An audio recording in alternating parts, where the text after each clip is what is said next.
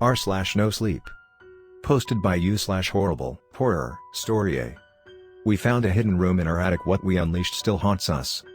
My wife and I had been dreaming of a quaint, secluded home for years. When we found the old Victorian house on the outskirts of town, it felt like fate.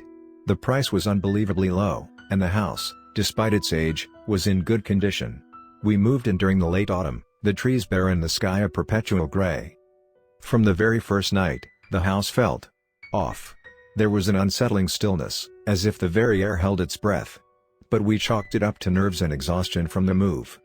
It was on our second night that we heard it, a faint scratching noise coming from the attic. Our bedroom was on the second floor, and the attic was directly above us. At first, I dismissed it as a squirrel or some other small animal. But the sound was persistent, and it seemed too deliberate, almost rhythmic. "Did you hear that?" my wife, Sarah, asked, her voice a whisper in the dark. "Probably just a raccoon," I replied, trying to sound more confident than I felt. "I'll check it out tomorrow." The next day, armed with a flashlight and a sense of determination, I pulled down the creaky attic ladder and climbed up. The attic was dusty and filled with old furniture covered in white sheets. There were boxes labeled with dates that went back decades, maybe even a century. I walked carefully, the floorboards groaning under my weight. I saw nothing unusual, no sign of any animals. But as I turned to leave, the flashlight beam caught something odd. In the far corner of the attic, there was a small door, almost like a hatch. It was so low that you'd have to crawl to get through it. Curious, I approached it. The door was old and wooden, with a rusted handle. I hesitated, feeling an inexplicable dread. Taking a deep breath, I tugged at the handle. The door opened with a creak that echoed in the silence. Behind it was a small, dark crawl space. I shone the flashlight inside and saw what looked like a bundle of old clothes. Just as I was about to leave, something caught my eye. Among the clothes, there was a small, intricately carved box. I reached in and pulled it out. It was surprisingly heavy for its size, and the carvings were beautiful but eerie, depicting strange, contorted faces. I brought the box downstairs, and Sarah and I examined it together. Inside, we found a collection of old photographs, a child's diary, and a tarnished locket. The photographs were black and white, showing a stern-looking family in front of what appeared to be our house. The diary belonged to a girl named Eliza, and as we read through it, a chilling story began to unfold. Eliza wrote about her family, but most notably, she wrote about her brother, Thomas. Thomas, according to the diary, had always been a peculiar child. As he grew older, his behavior became more erratic and disturbing. He claimed to hear voices and see things that no one else could. The family tried to keep it a secret, fearing the stigma of mental illness, especially in those times. The entries grew darker and more frantic. Eliza wrote about strange rituals Thomas would perform in the attic, about how he would sit in the corner, talking to someone only he could see. She mentioned the small door in the crawl space, and how Thomas would disappear there for hours. The final entry was the most unsettling. Eliza wrote about a night when the voices told Thomas to free them. She described waking up to the sound of scratching and found Thomas in the attic, standing in front of the small door. He turned to her, his eyes wide with terror and ecstasy, and said, "They're coming for us." After that entry, the diary abruptly ended. As we finished reading, the temperature in the room seemed to drop. We both felt it, a cold, oppressive presence. That night, the scratching in the attic returned, louder and more insistent. It was as if something was trying to break free. Sarah and I couldn't sleep. Every creak of the house, every gust of wind, set our nerves on edge.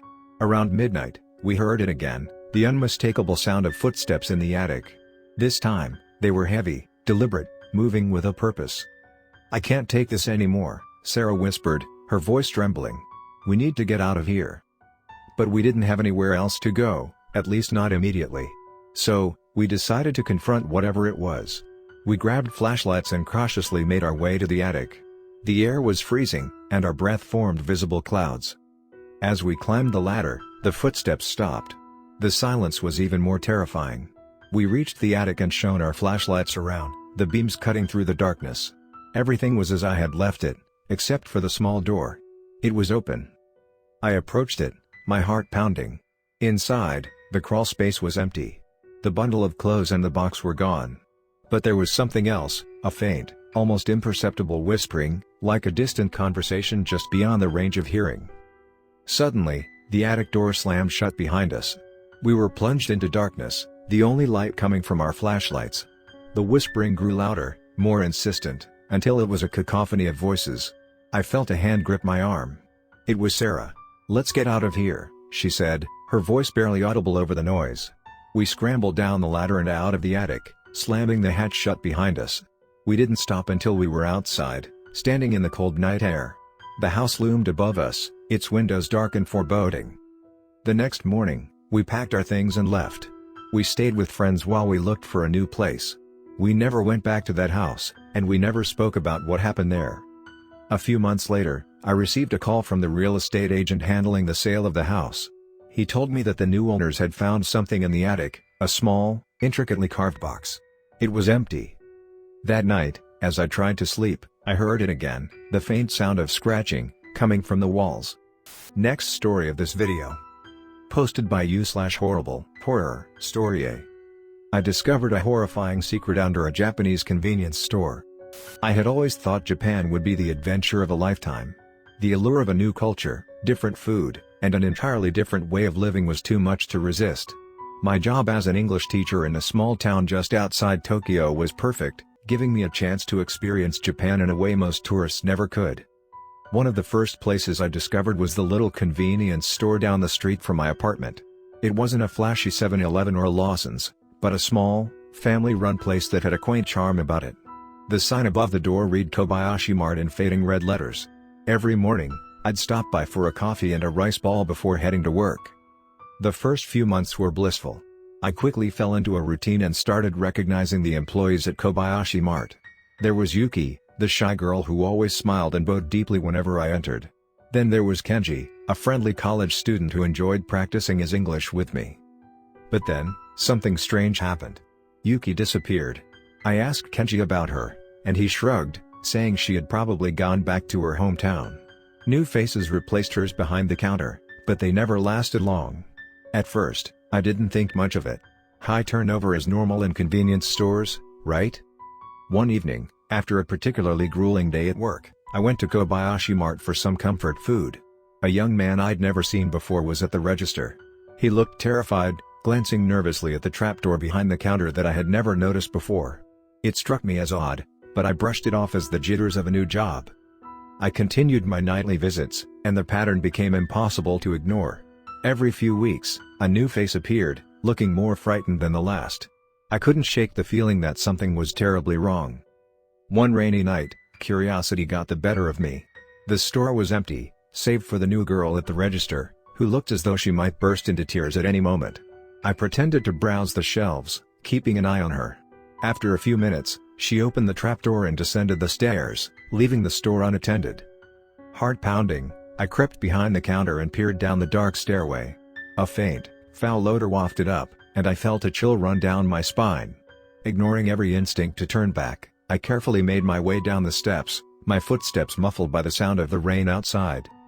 The basement was dimly lit, and I could hear the girl sobbing quietly. As my eyes adjusted to the darkness, I saw her standing before a massive iron door, her back to me. The door creaked open, revealing a cavernous space beyond.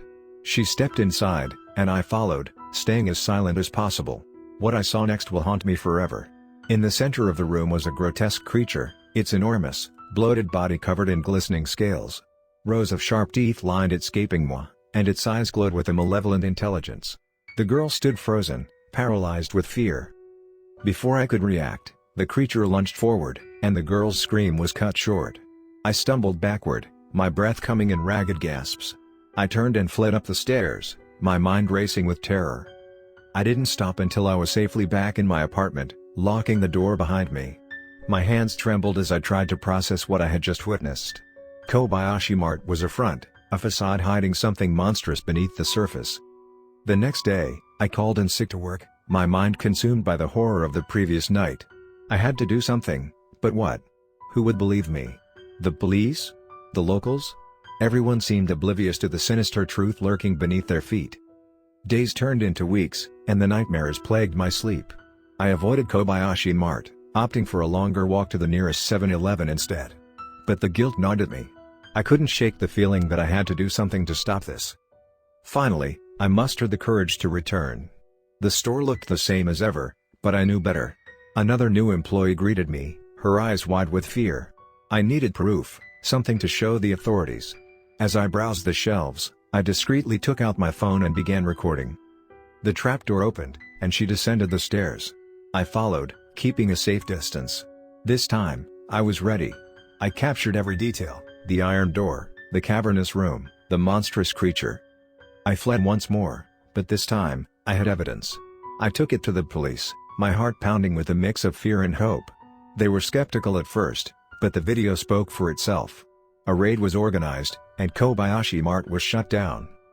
The creature was captured, its existence hidden from the public to prevent mass hysteria.